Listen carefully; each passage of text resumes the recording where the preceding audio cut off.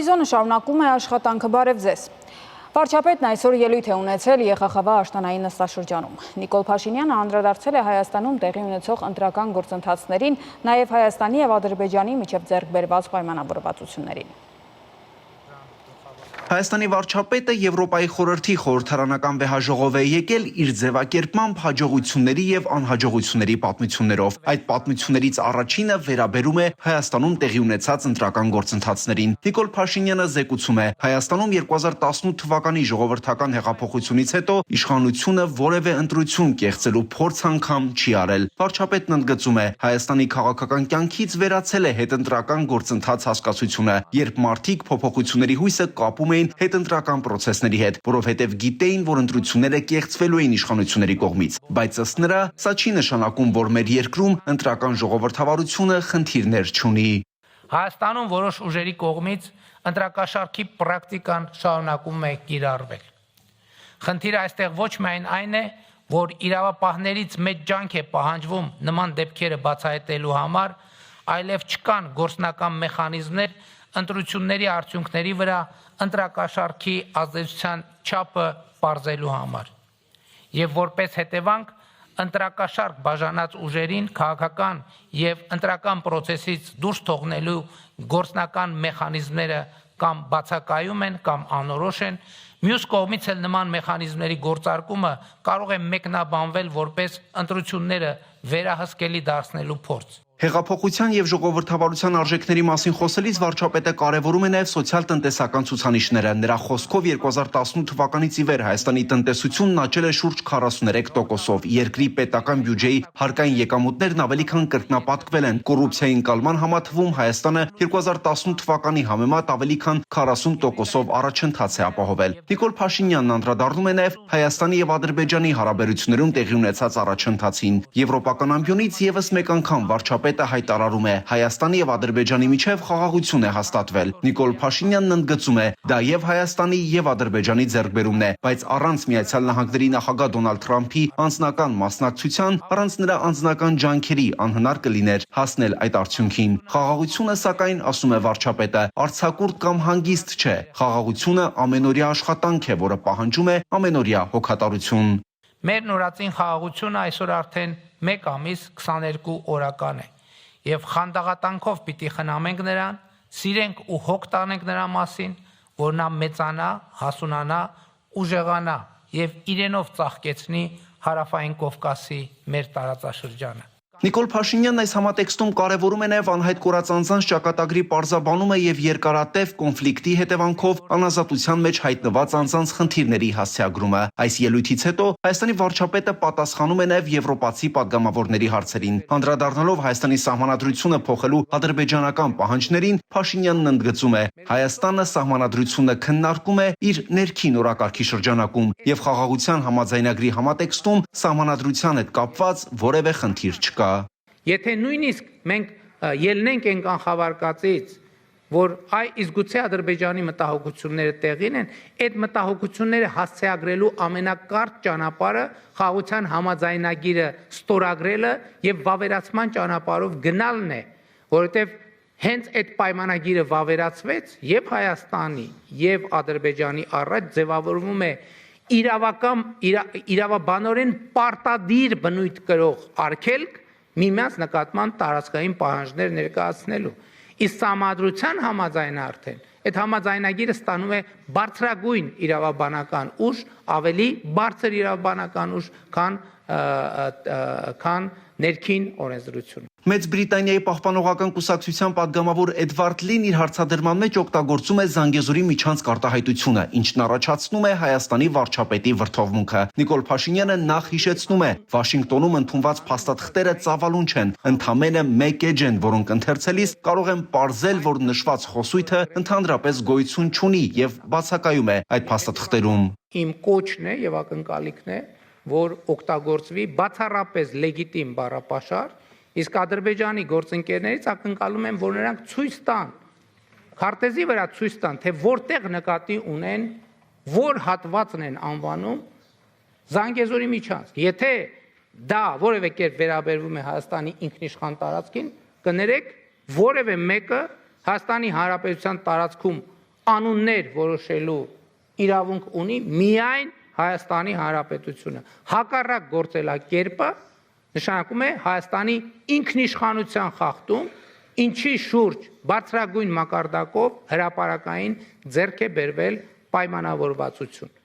Եզրափակելով թեմային անդրադարձը Հայաստանի վարչապետը խստորեն դատապարտում է այս հեղինակավոր դահլիճում նման բառապաշարի օգտագործումը։ Մեկ այլ հարց էլ վերաբերում է Լեռնային Ղարաբաղից բռնի տեղահանվածներին։ Վարչապետը հայտարարում է, մեր հայրենակիցները Հայաստանի իշխանությունների եւ միջազգային հանրության աջակցությամբ պետք է հաստատվեն հենց Հայաստանի Հանրապետությունում։ Մարդիկ հարց են տալիս, ինչքանով է իրատեսական փախստականների վերադարձը Լեռնային Ղարաբաղ։ Ես ուղիղ ասում եմ, որ ես դա իրատեսական չեմ համարում, ավելին եւ կարևոր եմ համարում մարդկանց ազնիվ այդ մասին ասելը, որովհետեւ մարդիկ պետք է իրենց հեռանկար եւ պլանները կառուցեն։ Եվ ընդհանրապես փախստականների վերադարձի թեման այս համատեքստում բոլոր փախստականների վերադարձի թեման ես համարում եմ վտանգավոր խաղաղության գործընթացի համար, որովհետեւ կոնֆլիկտները,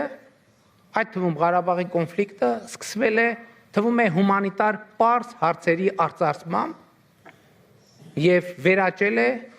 բոլորիս հայտնի երկարատև կոնֆլիկտի։ Հիշեցնելով, որ Հայաստանը եւ Ադրբեջանն արդեն ճանաչել են միմյանց տարածքային ամբողջականությունն ու սահմանների անխախտելիությունը, Ալմաթայի հռչակագրի հիման վրա Նիկոլ Փաշինյանն ընդգծում է, Հայաստանն ու Ադրբեջանը պետք է իրար հանգիստ թողնեն առաջիկա տասնամյակներում եւ կենտրոնանան տնտեսական համագործակցություն ու քայլ առ քայլ երկխոսություն կառուցելու վրա։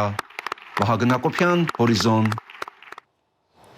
Արտաքին գործերի նախարար Արարատ Միրզոյանը Վարշավայում հանդիպում է ունեցել ՆԱՏՕ-ի գլխավոր քարտուղարի տեղակալ Ռադմիլա Շեկերինսկայի հետ։ Զրուցակիցները քննարկել են Հայաստանի եւ ՆԱՏՕ-ի միջև փոխգործակցության ընդլայնման հնարավորությունները, ընդգծելով առավել հավակնոտ օրակարգի ձևավորման հարցում առկա հետաքրքրությունը։ Անդրադառնալով տարածաշրջանային զարգացումներին, զրուցակիցները մտքեր են փոխանակել խաղաղության հաստատման գործում Վաշինգտոնյան համաձայնությունների կարևորության եւ Թրամփի ուղի հանուն միջազգային խաղաղության եւ բարգավաճման հաղորդակցության ծրագրի իրականացման շուրջ։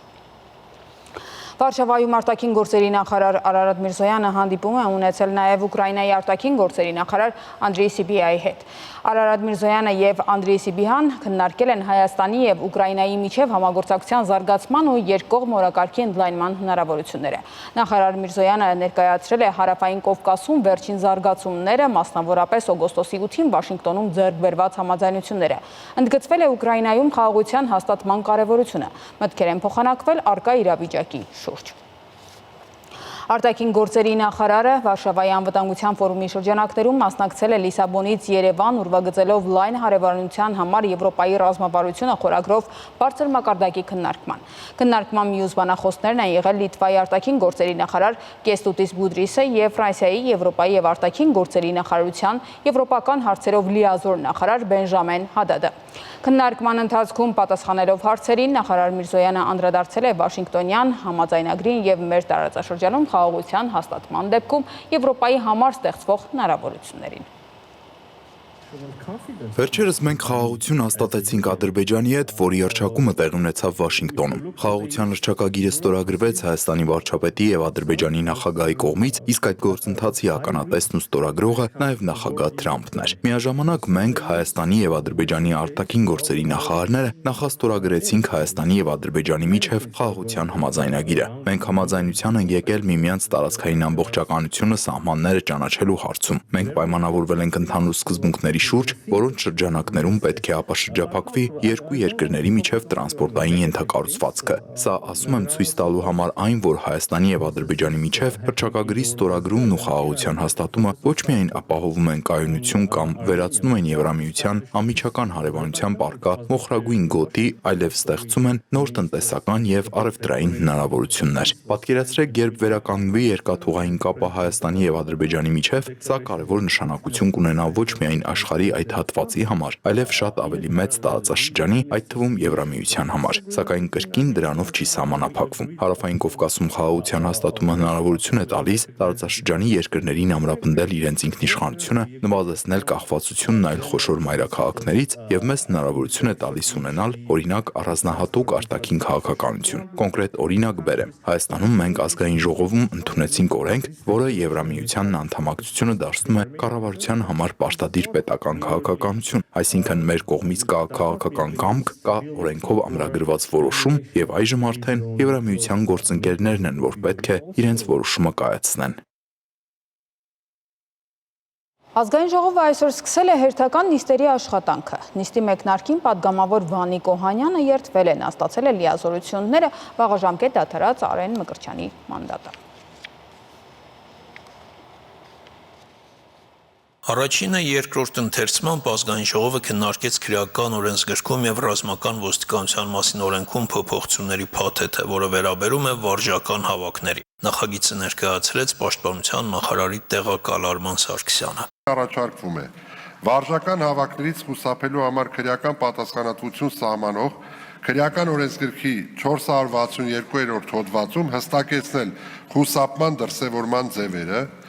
ռազմական ոստիկանության իրավասություններում հստակեցվում է ռազմական ոստիկանության գործունեությունը ոչ միայն հանցագործությունները կանխելիս եւ խափանելիս, այլև հայտնաբերելիս եւ բացահայտելիս։ Արման Սարգսյանից հետո ելույթ ունեցավ Գեղամ Մանուկյանը, Հայաստան խմբակցության падգամավորը հիշեցրեց, որ արդեն մի քանի տարի է կառավարությունը փոփոխություններ է կատարում վարժական հավաքների հետ կապված եւ դրանք բոլորը միայն խստացումներ են, բայց հիմա էլ կան մեծ խնդիրներ ու հավաքներից խուսափողների թիվը չի պակասում։ Ինչն է մարդուն ստիպում խուսափել,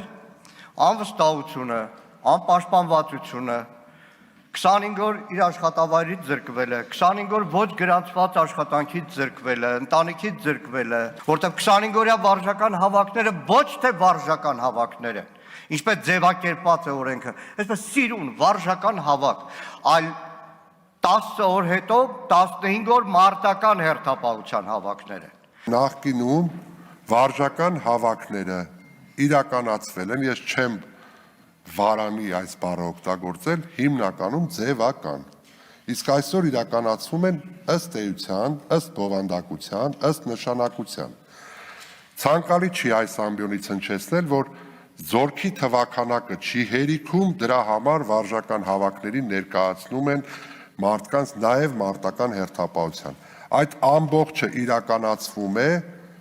մասնագիտական գիտելիքների, կարողությունների ամրապնդման եւ նաեւ մարտական հերթապահություն իրականացնելու միջոցով իրենց ծառայությունն իրականացնելու համար։ Քննարկվող հաջորդ հարցը Հայաստանի ջրային օրենսգրքում փոփոխությունների մասին նախագիծն էր։ Առաջարկվող կարգավորումները ուղղված են հեկերի լիցենզիաների ժամկետների երկարաձգմանը, կարմիր գրքային եւ էնդեմիկ ձկնատեսակների ձվադրավայր հանդիսացող գետերից ջրօգտագործման թույլտվություններին։ Շրջակա միջավայրի նախարարությունը նաեւ աշխատանքներ է իրականացրել հեղեղների ռիսկերի կառավարման, կանխման, անհետաձգելի փրկարար եւ վերականգնողական գործողությունների ընթացքում առկա խնդիրները վերհանելու եւ դրանց համապատասխան լուծումներ գտնելու ուղղությամբ։ Արձանագրել ենք, որ նման աղետների ընթացքում հրատապ փրկարարական եւ վերականգնողական միջոցառումներ անցկացնելուն խոչընդոտ է հանդիսանում որոշ աշխատանքների իրականացման համար ջրօգտագործման թույլտվության պահանջը։ Այս խնդիրը ակնհայտ դարձավ 24 թվականին Աղստև եւ Դեբետ գետերի հեղեղումների ժամանակ։ Նախարարի տեղակալին նաև նախագծից դուրս հարցեր ուղղվեցին։ Հայաստան խմբակցությունից Արման Ղազարյանը հետաքրքրվեց Սևանից լրացուցիչ 30 միլիոն խորանարդ ջուր վերցնելու պատճառներով։ Արդյոք այդ ջուրը դուք վստահ եք, որ օգտագործվում է մենակ ջրար իրականացնելու նպատակով, այլ ոչ հիդրոէլեկտրոկայաններ եւ այլն։ Այո, ես վստահ եմ, որ ջուրը օգտագործվում է եւ ըստ նպատակային նշանակության, ինչպես որ ազգային ժողովը հաստատել է։ Շնորհակալություն։ Բնապահպանության նախարարությունը շուրջ ծրագիր մշակում է կամ ունի, եթե կա մշակած, որ Սևանա լճից ջրի բաց թողումը ոչ թե պահպանվի ներկա մակարդակի վրա, այլ նվազեցվի։ Այո, վարչապետի որոշմամբ ստեղծվել է օպերատիվ շտաբ, որը գործում է արդեն մոտ երևի 2-3 շաբաթ հենց Սևանի հետ կապված հարցերով, որպիսի հնարավորինս կարճ ժամանակահատվածում, որ հնարավոր է լուծել կարճ ժամանակում լուծել խնդիրները, որը ունի երկարատև լուծման կարիք նաև մշակել ու իրականացնել երկարատիվ ծրագրեր, որպիսի Սևանից ռոռոկման նպատակով վերցվող ջրի ծավալները նվազեն տարեստարի, եւ առաջին նպատակն այն է, որ չգերազանցեն օրենքով սահմանված սահմանաչափը։ Քննարկվեց նաև Հայաստան խմբակցության առաջարկը փոփոխել քրեական օրենսգրքի 136-րդ հոդվածը, որը վերաբերում է ցեղասպանություններին եւ մարդկության դեմ ուղղված հանցագործությունները հրապարակայնորեն հերքելուն, արտարացնելուն, դրանք քարոզելուն կամ դրանց վտանգավորությունը նսեմացնելուն։ Հարցվիկ Մինասյանը նշեց, որ իրենց համար հիմք է հանդիսացել փաստացի վիճակագրական տեղեկատվությունը, որ այս հոդվածով երբևէ քրեական վարույթ չի նախաձեռնվել, թեև բազմաթիվ են եղել դեպքերը, փաստերը, երբ հայոց ցեղասպանության հերկման, արդարացման, մեղման ուղղությամբ հրապարակային հայտարարություններ են հնչել։ Օրինագծի ներկայացման հաջորդ պատճառը այն է, որ ցեղասպանությունները արդարացնողների կամ դրանց բացասական ազդեցությունը նվազեցնելու հրապարակային հայտարարություններ կատարողների նկատմամբ իրականացվի քրեական հետապնդում։ Իշխող խմբակցությունից սակայն պատասխանեցին, որ նախագծի ընդունման անհրաժեշտությունը այս պահին բացակայում է, քանի որ Հայաստանի Հանրապետության քրեական օրենսգրքի 136-րդ հոդվածը արդեն նախատեսել է նախագծով ներկայացված արարքի քրեականացումը։ Արտակ Հովհաննիսյան, Հորիզոն։ Ավարտվեց Հորիզոնի այս թողարկումը, կարճատև դադար, որից հետո մենք կվերադառնանք այլ տեղեկատվությամբ։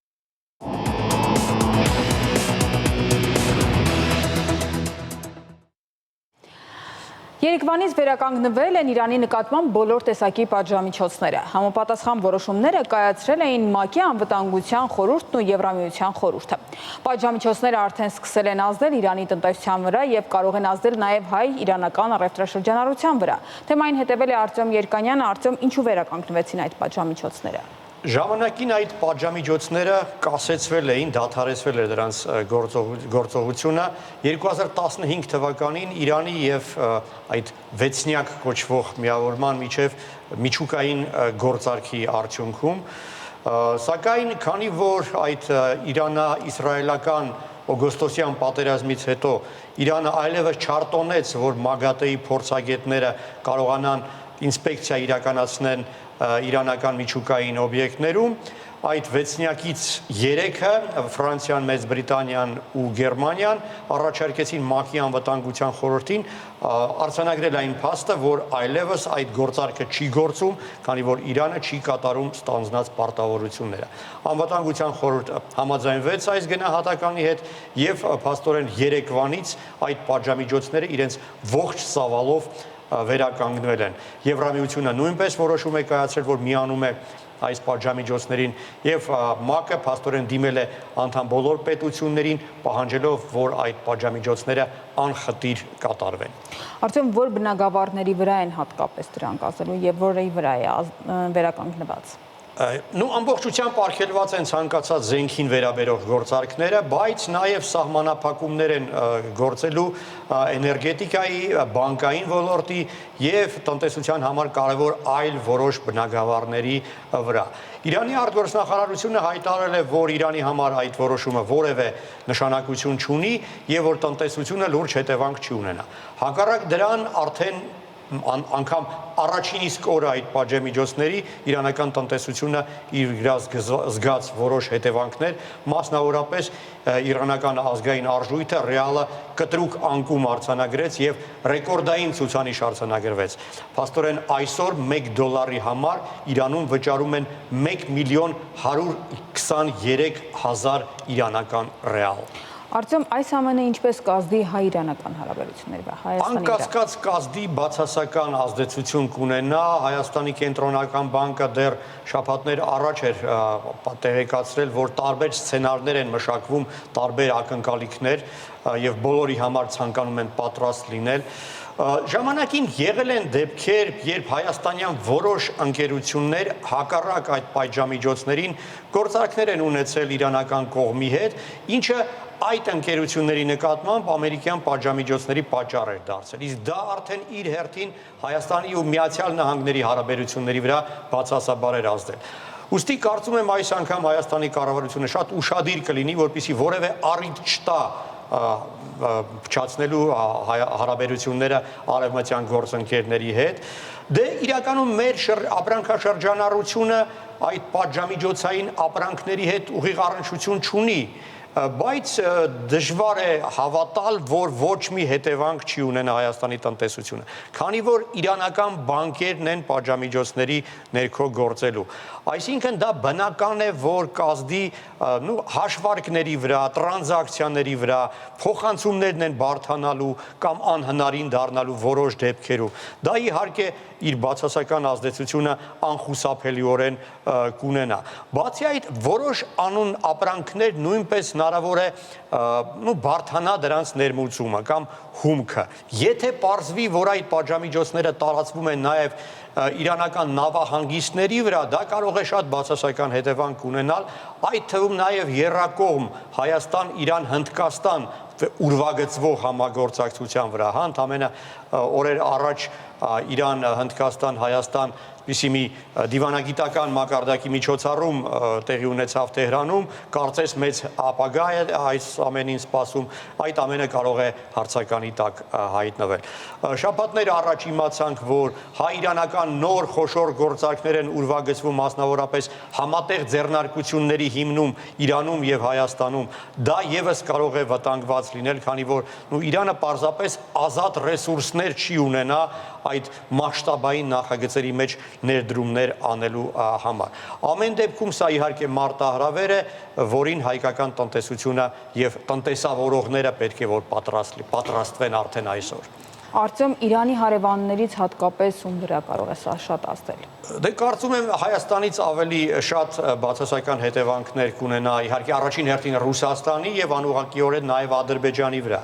իմացանք շաբաթներ առաջ, որ Պուտինն ու Փեզեշքյանը այսպես նախնական համաձայնության եկել այն մասին, որ Ռուսաստանը Իրանին է մատակարարելու տարեկան մինչև պատրաստ էր մատակարարել մինչև 50 միլիարդ խորանարդ մետր գազ եւ Իրանը այդ գազի ծավալի զգալի մասը պատրաստ մտադիր էր վերավաճառել այլ պետություններին։ Այսինքն Ռուսաստանի համար դա շատ հեշտ հնարավորություն էր, լավ հնարավորություն էր շրջանցելով միջազգային պատժամիջոցները արտահանել իր ռազմավարական նշանակության այդ ապրանքը միջազգային շուկաներ։ Այժմ դա արդեն հնարավոր չի լինի Իրանի նկատմամբ պատժամիջոցների վերականգնման պատճառով։ Իսկ Ադրբեջանը կկորցնի այն, որ այդ գազի ողջ ծավալը հենց Ադրբեջանի տարածքով պետք է արտահանվեր Իրան, եւ Ադրբեջանը արդյունքում կունենար եւ տնտեսական եւ քաղաքական բնույթի եկամուտներ, ինչից նույնպես այս գործարքի, այս պատժամիջոցների արդյունքում կզրկվի։ Շնորհակալություն, Արտեմ։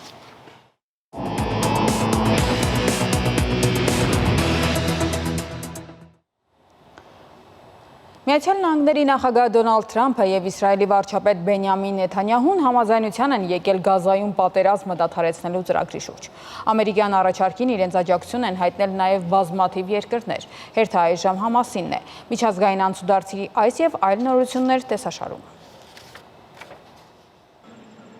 Վաշինգտոնում բանակցություններ են վարել ԱՄՆ նախագահն ու Իսրայելի վարչապետը։ Դոնալդ Թրամփն ու Բենյամին Նեթանյահուն քննարկել են Մերձավոր Արևելյան զարգացումները եւ Գազայի հատվածում իրավիճակը։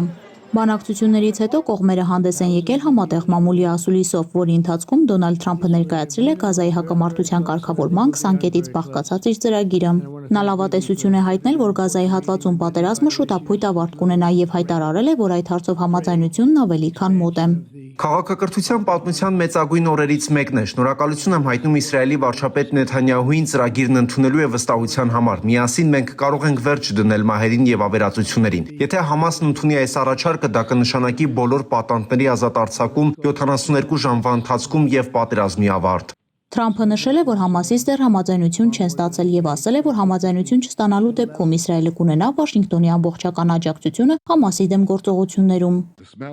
Ես աջակցում եմ Գազայում պատերազմը դադարեցնելու ձեր ծրագրին, որը համապատասխանում է պատերազմի մեր նպատակներին։ Այս ծրագիրը նախատեսում է գերիների վերադարձ, Համասի ռազմական ներուժի չեզոքացում, Գազայի ապառազմականացում, նաև երաշխավորվում է, որ Գազան այլևս երբեք չպետք է սպառնալիք ներկայացնի Իսրայելի համար։ Մենք կստանձնենք տարածաշրջանում անվտանգությունն ապահովելու պատասխանատվությունը եւ վերջապես Գազան կունենա խաղաղ քաղաքացիական վարչակազմ, որը չեն ղեկավարի ոչ Համասը, ոչ Պաղեստինի ինքնավարությունը։ Իսրայելի վարչապետի խոսքերով սա լուրջ քայլ է դեպի խաղաղություն ամբողջ Մերձավոր Արևելքում։ Նեթանյահուն նույնպես նախազգուշացրել է, եթե Համասը մերժի ամերիկյան առաջարկն, Իսրայելն իր գործն ավարտին կհասցնի ինքնուրույն։ Ամերիկյան ծրագրի համաձայն Գազայի հատվածում կտեղակայվեն միջազգային ուժեր եւ կսկսվեն հումանիտար օգնության մասշտաբային մատակարարումներ։ Կստեղծվի հատուկ տնտեսական գոտի, բացի այդ Գազայի հատվածից մարդկանց բռնի տեղահանում չի իրականացվի։ Մեր նպատակներին հասնելու համար առաջարկվում է ստեղծել միջազգային վերահսկողական նոր մարմին, խաղաղության խորհուրդ, որն արաբական աշխարհի եւ Իսրայելի խնդրանքով կգլխավորեմ ես։ Աշխատանքներին ներգրաված կլինի նաեւ Մեծ Բրիտանիայի նախկին վարչապետ Թոնի Բլերը։ Ծրագրում նշվում է, որ Գազայում կառավարումը հանձնվելու է ժամանակավոր անցումային տեխնոկրատական ապա քաղաքական հանձնաժողովին, որը բաղկացած կլինի պաղեստինցիներից եւ միջազգային փորձագետներից ու կվերահսկվի խաղաղության խորհրդի կողմից։ Այս կառույցը կսահմանի ձևաչափն ու կհոգա Գազայի վերակառուցման ֆինանսավորումը մինչև պաղեստինյան ինքնավարության էական բարեփոխումները։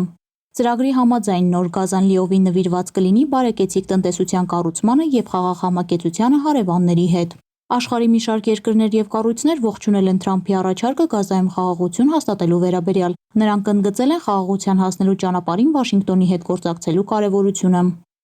Համասին մոտ կանգնած պաղեստինյան աղբյուրը հայտնել է, որ շարժումը ստացել է Գազայում պատերազմը դադարեցնելու վերաբերյալ ԱՄՆ նախագահ Դոնալդ Թրամփի առաջարկը եւ այժմ ուսումնասիրում է այն։ Եվրամիությունն Ուկրաինային կհատկացնի մոտ 2 միլիարդ եվրո ռուսական սառեցված ակտիվների միջոցով անօդաչու թռչող սարքերի համար, հայտարարել է Եվրահանձնաժողովի նախագահը։ Ուրսուլա ֆոն դեր Լայենը միևնույն ժամանակ նշել է, որ Ռուսաստանի կենտրոնական բանկի պահուստները չեն բռնագրավի։ Պաշտոնյայի խոսքերով վարկը նախատեսվում է տրամադրել մասնաբաժիններով։ Ինդոնեզիայի արևելյան Ջավա նահանգի Սիտո Արջո քաղաքում փլուզվել է Ալ-Հոսնի իսլամական գիշերօթիկ դպրոցը։ 1 մարդ զոհվել է, 98-ը վիրավորվել։ Տեղի լրատվամիջոցների հաղորդմամբ փլատակներում դեռևս 7 երեխա կա։ Դեպքը տեղի է ունեցել դպրոցի բետոնե տանիքի վերանորոգման ընթացքում։ Այն փլուզվել է երեխաների աղոթքի ժամանակ։ Փլատակներում մնացած աշակերտների որոնումները շարունակվում են։ Վիետնամում հորդառատ անձրևները դարձել են հեղեղումների պատճառ։ Առնվազն 19 մարդ զոհվել է, եւս 21-ը համարվում է անհետ կորած։ Հեղեղների հետևանքով վնասվել են տներ, ճանապարհներ, կամուրջներ, էլեկտրահաղորդման գծեր։ Անահիտ Հակոբյան, Հորիզոն։ Գազպրոմ Արմենիա ընկերությունը տեղեկացնում է, որ հոկտեմբերի 2-ին գազամատակարարման պլանային դադարեցումներ են նախատեսվում Դավուշի եւ Շիրակի որոշ բնակավայրերում։ Գազպրոմ Արմենիա ընկերությունը տեղեկացնում է, որ պլանային աշխատանքներ իրականացնելու նպատակով հոկտեմբերի 2-ին ժամը 10-ից մինչև ժամը 14-ը կդադարեցվի Դավուշի մարզի Սարի գյուղ, Ծաղկավան բնակավայրերի գազասպառողների, հարակից տարբեր նշանակության հանրային կազմակերպությունների, ժամը 9-ից մինչև ժամը 20-ը Շիրակի մարզի Սարատակ բնակավայրի գազասպառողների, հարակից տարբեր նշանակության հանրային կազմակերպությունների գազամատակարարումը։ Ընկերությունը հայցում է գազասպառողների ներողամտությունը եւ խնդրում պահպանել անվտանգության պահանջները։ Գազամատակարարման դադարեցումների մասին տեղեկատվություն ստանալու համար բաժանորդագրվեք Գազպրոմ Արմենիա ընկերության Telegram ալիքին։ Այժմին այսքանը, կհանդիպենք ժամը 22-ին։